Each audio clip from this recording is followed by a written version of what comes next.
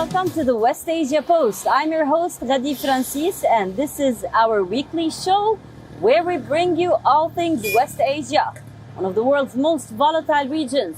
This week we have a lot lined up for you, from migration in Israel to Mercury heat waves. But before we dive in, let's take a quick look at what's making the headlines. Iranian Foreign Minister visits Riyadh, holds talks with his Saudi counterpart, discuss cooperation as both regional heavyweights seek to overcome past hostility.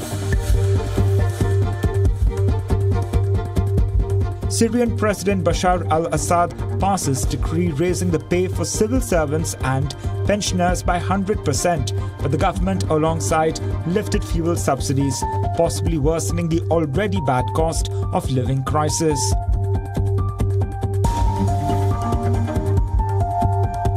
Iranian director Saeed Rostai jailed for unauthorized screening of his film at Cannes Film Festival.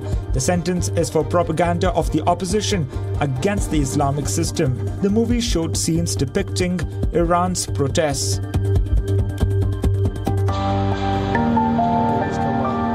Brazil forward Neymar enters the Saudi Professional League. He signed for Al Hilal from French champions Paris Saint-Germain. Financial details were not disclosed, but the transfer was reported to be for a fee of about $98 million, plus add-ons and subject to a medical test. Amid highly increasing street action, many young professionals are leaving Israel. They are fleeing from the hard right rule. Now, some are going after new opportunities, but many are running away from legislation that goes against the basis of democracy. Now, this is not us saying it. This is according to the results of a leading poll in Israel itself. Take a look. Israel's political crisis is entering uncharted territory. The domestic protests are making headlines on the world stage. From economy to livability, all indices are going down. And now, a rising number of Israelis are actively mulling relocation, not to a different locality or suburb, but out of the country altogether. Recent polls suggested that as many as 1 in 3 citizens is thinking of leaving the country. Among them are tech employees, doctors, and academicians. While another poll carried out by Channel 13 says 28% of its respondents were thinking of making the move. I really hate what's going to happen, and it really makes me want to go away from Israel, and I hope for good. The judicial reform protest has hit the country's brains and might soon impact its pockets as well. Some tech companies are thinking of shifting bases out of Israel. And on top of that, new startups are setting up bases in the US and operating in Israel as a foreign entity. That marks a reversal, as Israel had managed in the past decade to persuade more of its startups to set up their legal identity domestically. It may not mean jobs shifting overseas en masse, but registering companies or intellectual property abroad can affect where taxes are paid and so impact government revenue. A survey of 615 firms by Startup Nation Central showed that 8% of Israeli startup or tech companies had started moving their headquarters abroad, and 29% intended to do soon.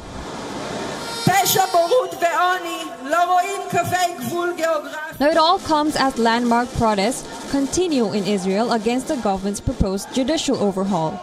Protesters believe the reform endangers democracy. However, Israel's hardline governing coalition argues that its actions enhance democracy by fixing a judicial system in which elected politicians are too easily overruled. While the demonstrators still hope new laws can be overturned, many admit that immigrating is something they or those close to them have thought about. If you look at recent history, the debate around relocation due to political reasons have come up in recent times, but people rarely follow through. United States witnessed a similar trend after the election of Donald Trump, when many Americans who had initially threatened to move abroad abandoned their efforts. But observers believe for Israel it might be a different story. The political turmoil has stoked regional tensions. The society now stands more divided than ever. Now this is Beirut. 17 years ago, on a day like today, a 33-day war with Israel ended. Now, while some see as it was inconclusive, in Lebanon it is hailed as the history of victory.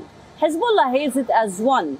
Well, for once, it was the first time in the Arab-Israeli conflict that Israel doesn't take any part of the Lebanese border. 17 years later, today, the tensions are still high and the risks of war are still there. Take a look.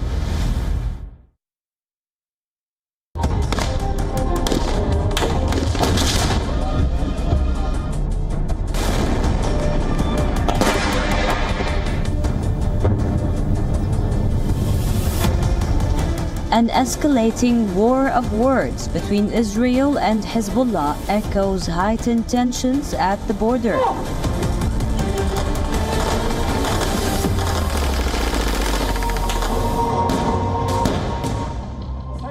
In the last few weeks, the two sides have vowed to send each other to the Stone Age in case of conflict. They are even preparing for a possible conflict, despite denying seeking one in public. Israel and Hezbollah are foes of the past, and for almost 2 decades, the two has avoided war across the Lebanese-Israeli frontier. This frontier that witnessed deadly clashes 17 years ago. Until recently, a sense of calm prevailed in the region, except for a few instances of cross-border skirmishes.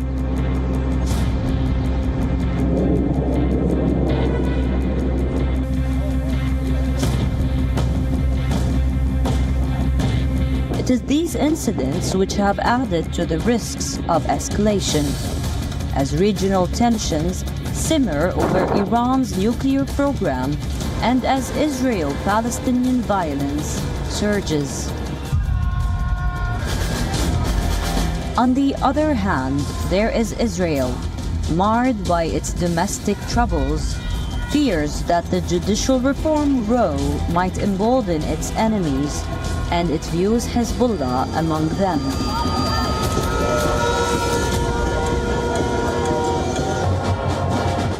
The tensions made news earlier this month when Israeli Defense Minister Yoav Gallant warned of sending Hezbollah back to the Stone Age in case of a conflict. I warn Hezbollah and Nasrallah not to make a mistake. You have made mistakes in the past and paid hefty prices. If God forbid, an escalation or a warfare incident will be developing here, we will return Lebanon to the Stone Age. We will not hesitate to use all our power and erode every meter of Hezbollah and Lebanon if required. Do not make a mistake. We do not want a war, but we are prepared to protect our civilians, our soldiers and our sovereignty. The verbal attack did not go unanswered. After a few days, on the anniversary of the war, the group's chief, Hassan Nasrallah, replied. He not only replicated the threat of sending them to the Stone Age, but warned of further repercussions.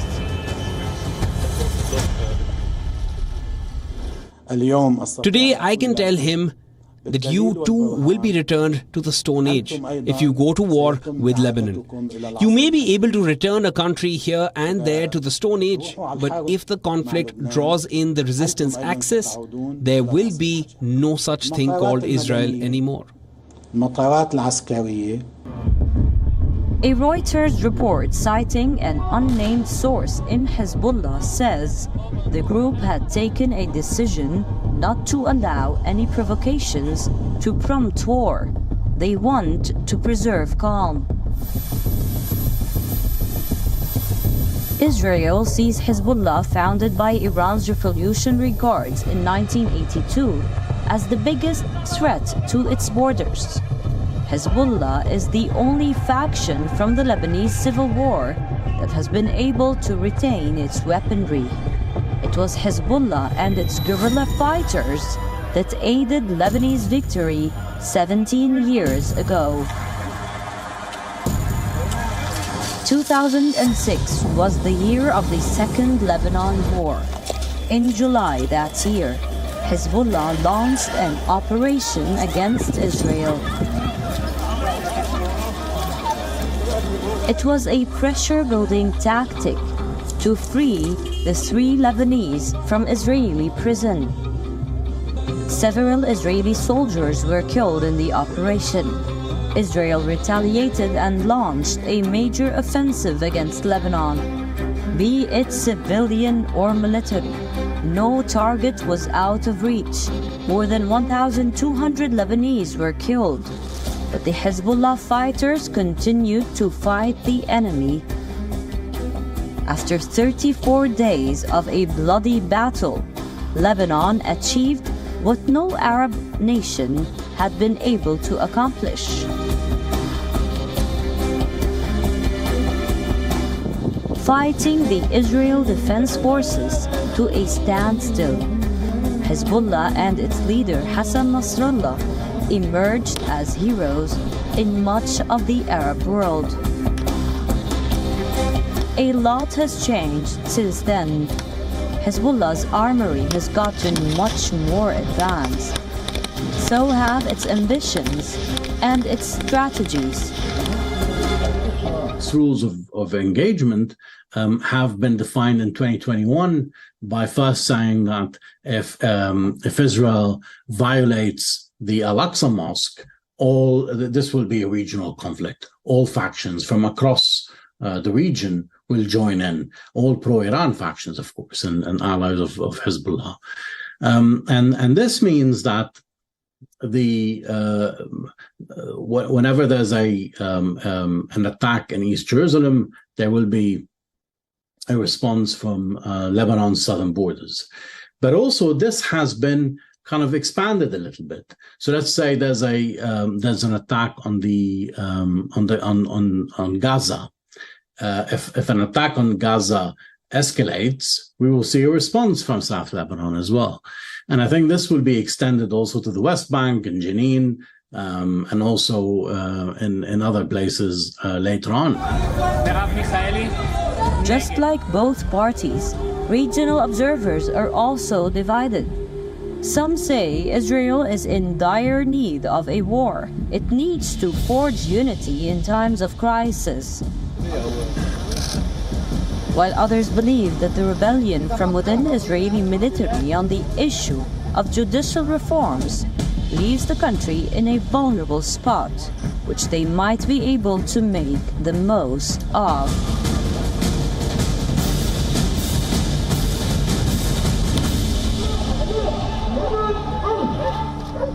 From Lebanon and now to Turkey. Well, do you remember Istanbul's infamous opposition mayor? He is back.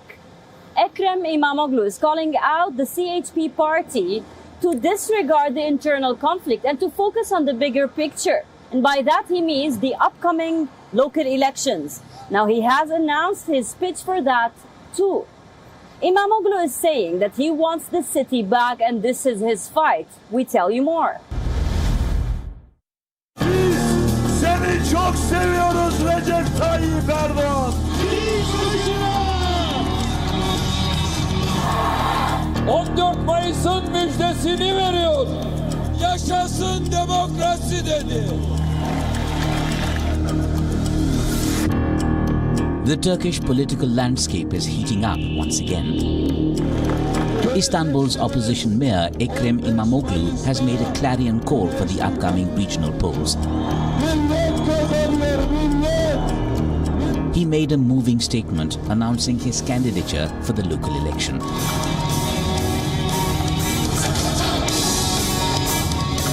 İmamoğlu has urged the opposition to put brakes on infighting, to unite for the sake of the nation. Speaking to reporters this week, he said, "I am setting out once again to defend Istanbul. I am setting out to create a prosperous city. I will do my best to establish an alliance that stands above political parties, like in 2019. Sana demokrasiye sıkıntı vermek isteyen Imamoglu presided over the opposition's landslide victory in 2019, and whether he will run for a re-election is a question in the minds of many. Cumhuriyet, yaşasın demokrasi dedi. Since the last regional poll, he has emerged as one of President Recep Tayyip Erdogan's main rivals. It was under him that the opposition alliance was able to end the decades-long rule of Erdogan's party.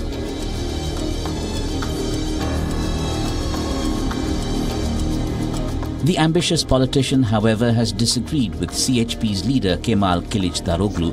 He said the party needed change from within, raising doubts that he might be eyeing the party leadership post, not the mayor's seat. That may be easier said than done.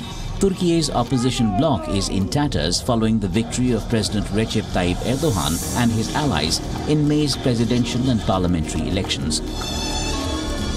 The victory solidified Erdogan's stature, further raising expectations among key figures of the ruling party that major cities that lost to the opposition in 2019 could be re-won. Erdogan replied to the Istanbul mayor's statement. He said he will expose the real faces of those who attempt to cover their failure in municipalities through fake agendas, further claiming that the AK party will reclaim cities from opposition mayors.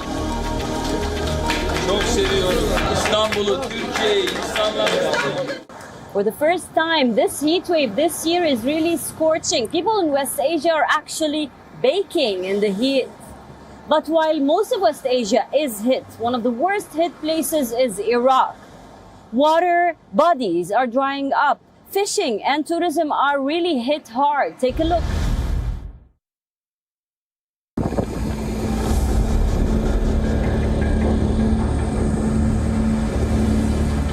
Once a sprawling tourist location, Iraq's Lake Habaniya has dried up, as scorching heat and water scarcity worsen the war-impacting country's woes. This is Muhammad, a merchant working beside the majestic lake. He says he has never seen such a grim tourist season.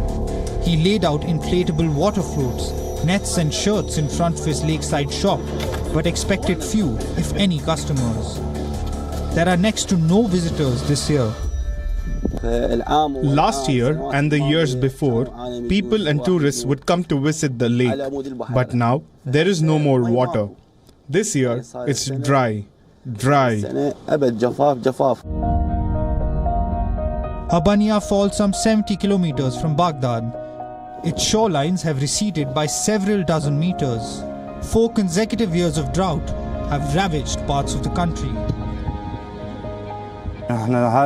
As you can see, water level used to be here higher. Now it is there. The place's popularity has decreased because people come here to swim in the lake.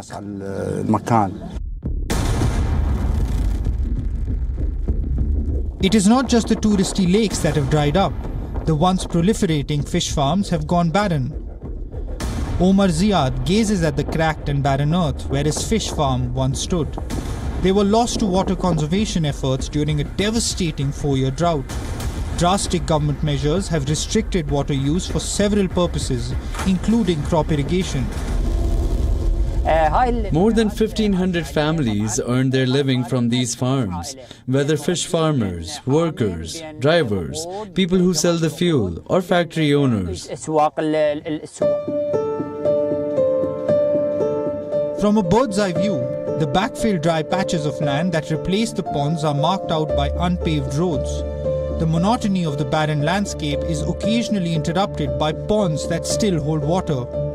These were spared because their owners had the necessary permits. The water crisis has also affected river fishing. In Iraq's far south, high salinity has harmed fishing in the Shat al-Arab waterway. This is the spot the Tigris and Euphrates converge before spilling into the Gulf, as the flow of fresh water from the north decreases every year. The riverbed gradually fills with salt water. With the salt water, there's nothing left. Previously, fresh water would carry all types of fish. Fishermen have quit the trade for odd jobs. Previously, they would catch fish, but they no longer do.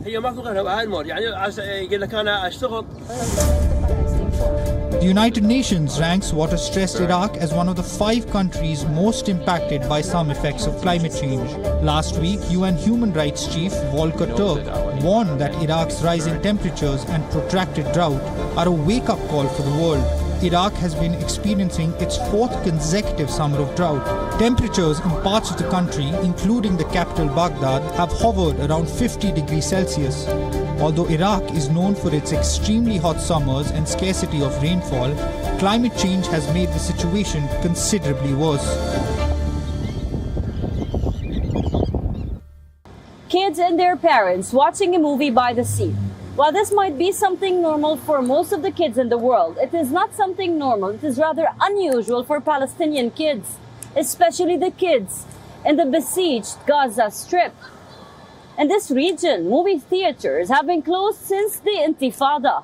We tell you more in this report.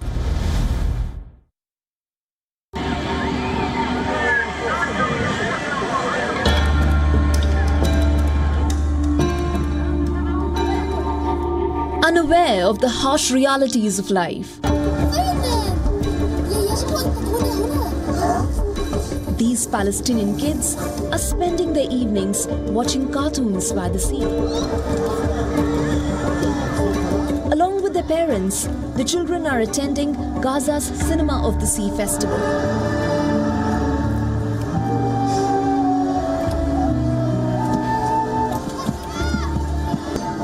This open-air screening and many others will continue till November. It's all a free-of-cost experience, a much-needed respite for Gaza's conflict-affected.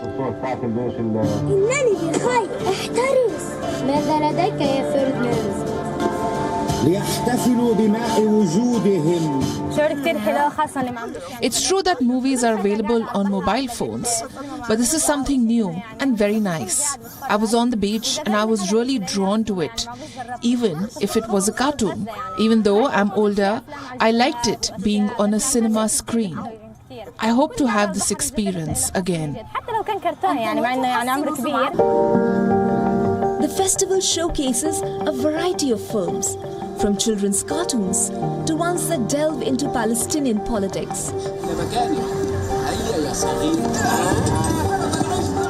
The goal is to provide both a recreational space and a haven away from the problems, which includes the frequent power disruptions in the area.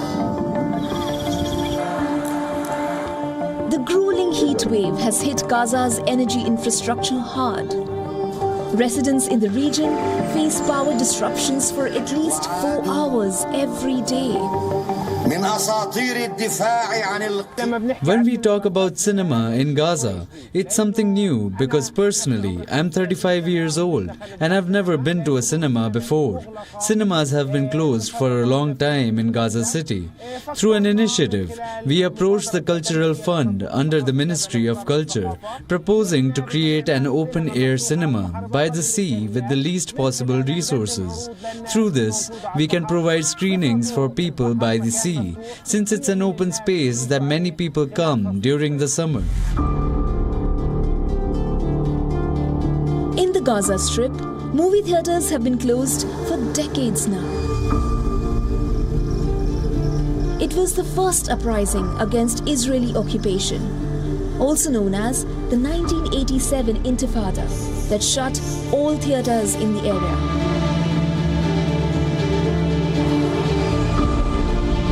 The Intifada ended in 1993, but the doors of the movie theaters never reopened.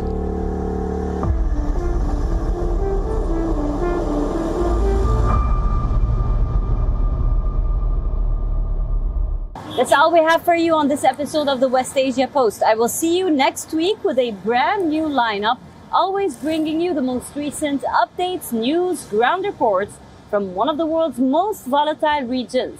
Until then, stay safe I am your host, Ghadi Francis, signing off from Beirut, Lebanon. And you're watching WION World is One.